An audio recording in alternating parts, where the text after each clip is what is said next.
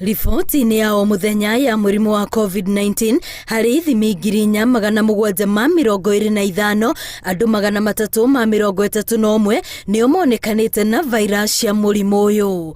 Kaunti ya Nairobi igithio na mbere na gutongoria hari kaunti iria iri na arwaru aingi. Namba ya arwaru eru aria mahonete ni 54 ihinda-ini riri gutari na murwaru oro wothe wigitwo gitiri-ini wa iguru kana HDU. Nayo namba ya aria othe makuite ikinyeirie 1,866 thutha wa arwaru angi 3 gukua.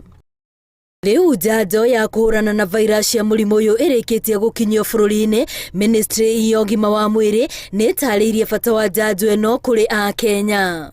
The vaccine is not going to be a Nairobi affair.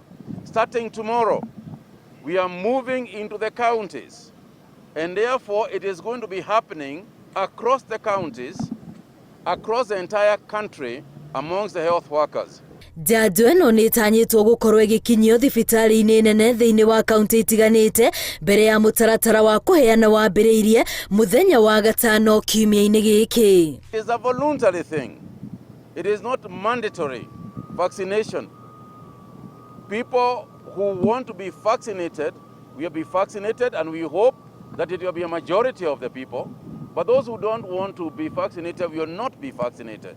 No na njanjo eno ikirehaga mwihoko a Kenya marahinyiririo kwaga kuregeria mawatho maria magathikitwo ma kuhurana na murimu uyu wa COVID-19.